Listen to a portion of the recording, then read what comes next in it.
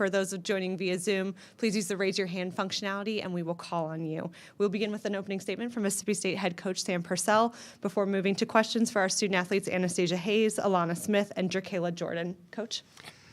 Talk to me nice, but most importantly, talk nice to them. All right, what a special group of young women. Like I keep saying, I'm coaching.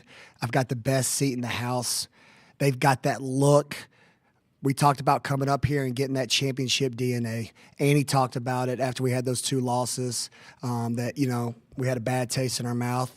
And you got 2 ways you can do things. You either can say, man, we're not good, or you know what, we got to roll up the sleeves and look in the mirror. And where you have looked in the mirror, we've got great chemistry, but most importantly, we believe in each other, and we just got a special thing going on. We have so much respect for Creighton. That was a huge game. I know we probably watch more film in 24 hours than we have ever, because that's how much respect we have for that program. So for us to be in the hotel with a quick turnaround like we're on right now, in a roller coaster like no other, but being able to be locked in, I couldn't be more of a proud coach.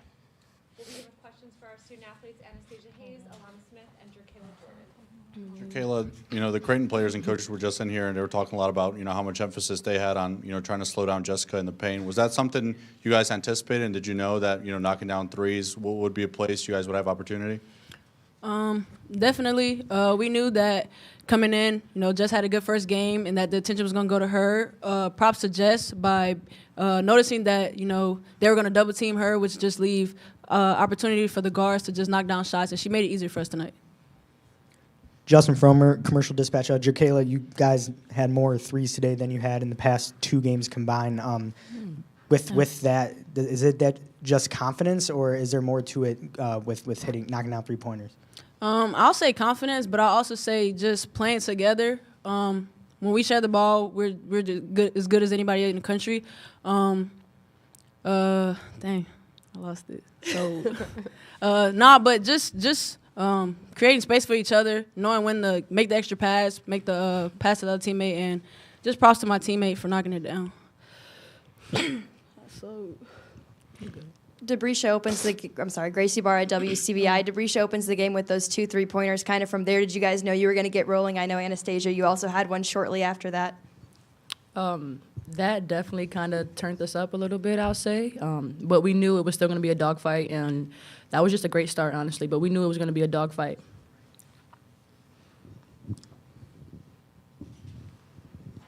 Anastasia, I guess for you, kind of what did you see from what they were doing defensively, and how were you kind of able to, exploit what they were trying to do? I think you had 7 assists it was today. I saw they were trying to sag it off, so making that first 3 is kind of what got me going. I knew once I made one, they didn't know if I was going to shoot or drive, and, I was driving to kick and look for my teammates. I was finding the open reads, and I knew they were going to knock them down, and I know that I'm going to make a good pass for them to knock it down. For any of you guys, when you guys go into the half up 10, just what's the message coaching staff gave at that point? I'll start. Just to stay composed, know that it's 0-0 in the first 5 minutes of the third is very important. Like we said, Creighton is a great team, and just keep our foot on their necks and understand that what got us to that point, we had to keep going. And not to let up.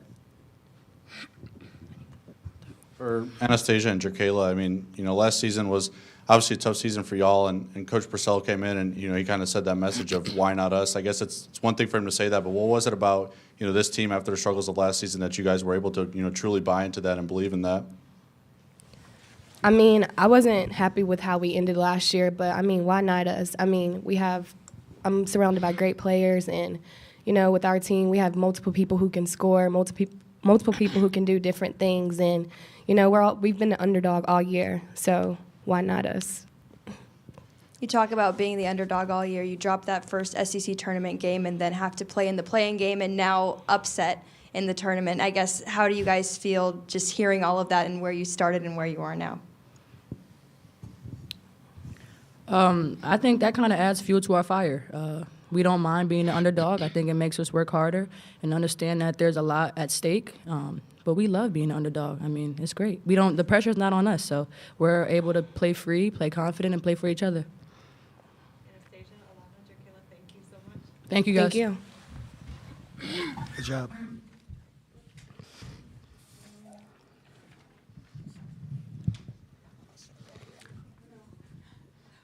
Questions for Coach? Naturally, the first question I have is, are there any new additions to the list? Let me give it. I need real quick. I have the Talk to Me Nice list, and let me give a shout out list. Katie Smith. All right, I saw you on social media. All right, I think she currently works with the Minnesota Lynx. Right, Katie Smith. Thank you for believing in the Bulldogs. So I definitely want to give her a shout out. But again, I'm with Alana. I've got some dogs in that locker room, some Mississippi State Bulldogs. And we love playing the underdog role. And again, we're taking it one game at a time. I told them, enjoy this in the locker room. Go back to the hotel. We're going to have a nice meal. And then we got to repeat the same behavior. What are you willing to sacrifice? How much film can you watch? Because it's going to be an absolute battle here. I've played here several times. This is one of the best environments in women's basketball, and they have some of the best fans in the country.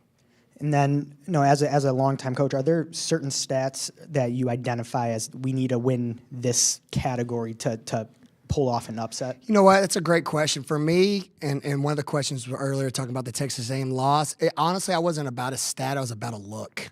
I know my team. That's why I keep saying I said, why not us when I had it on paper. I knew how special they could be, but I told everybody it was going to take time. I'm some of their coaches, their fourth or fifth head coach. And even though they're playing basketball, that's a lot. So for me, you're seeing all the hardships because people have wrote, man, why they look so bad, or man, they couldn't pull off this victory. But this team just believed behind closed doors. They stayed the path and they had faith. And I told them, when you get here, somebody like Creighton, who I think they went Elite 8 last year, all right, and brought everybody back. They have a championship DNA. And I told them, if you want to try to knock off a heavyweight, you got to have a look. So for me tonight, it was all about a look, and I couldn't be more happy for how hard they played. What was that look? That look is just, you know what, we had to call a timeout in the second half, 6-0, and the huddles were okay.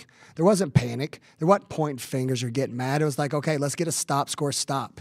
Also at halftime, like Alana alluded to, there was dialogue. I told you the best practice I had this year is we brought out a circle of chairs and we talked to each other.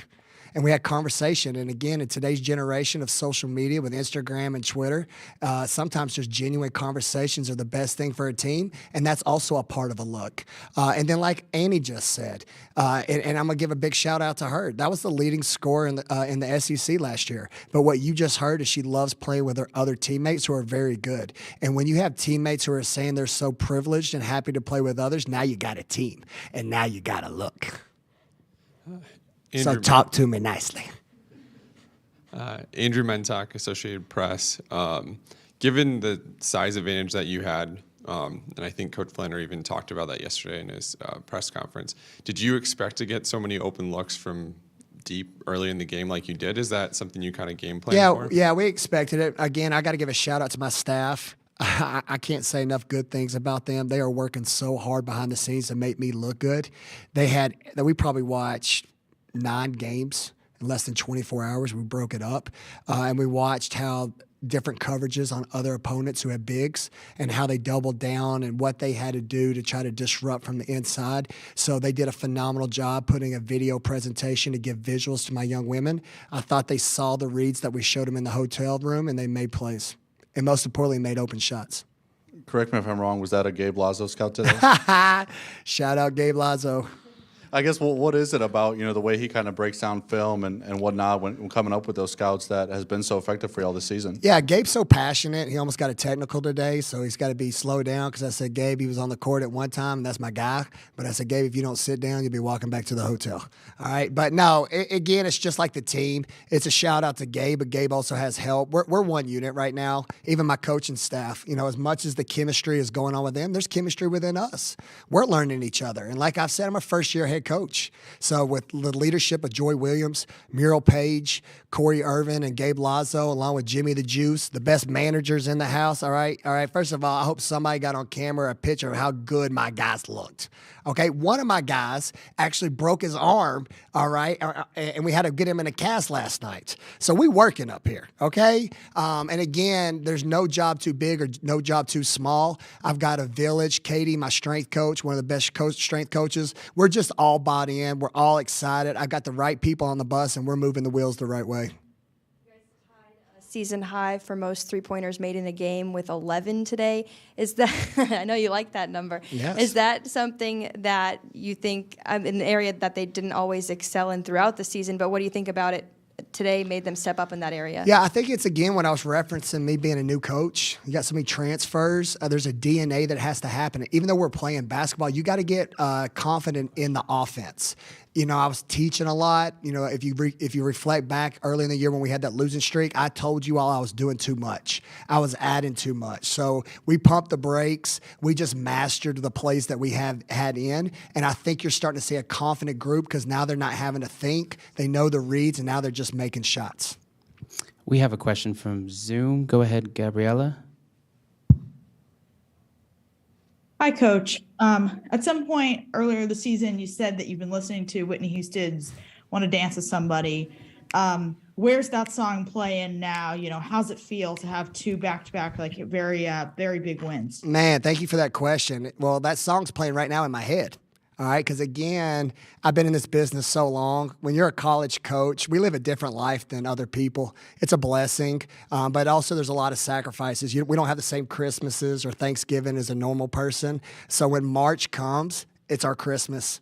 All right, so for me, it's the beauty of all the hard work, and you can see the prize. And if you can make people believe in your circle, no matter the good times or the bad, but understand how beautiful this can end, you just want to dance like no other and dance with somebody. And we're riding that wave, and boy, are we dancing.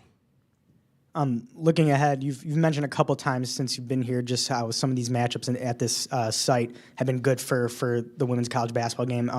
Having Notre Dame, Mississippi State playing for a chance at the Sweet 16, obviously two teams who have played in a national championship. What does that mean for the sport and from your perspective? Yeah, no, I think there's great storylines here. Again, I was honored to know that we were coming up here. I have a lot of respect for this place. I mentioned it multiple times. The people here are the nicest people. I'm not just saying that because I'm here. I've been coming here for 10 years, and I'm serious. It's like a treat like no other. Like the ushers, and people think I'm joking. They are the nicest people. Now, it'll be interesting to see how nice when we play Notre Dame they are to me. I'm sure, I've got to give a shout out to my Irish pub bar right down from the hotel. What's the name of that place, by the way? What is it? Oroix? Okay, somebody will help me out with that. Don't put that on Twitter, okay?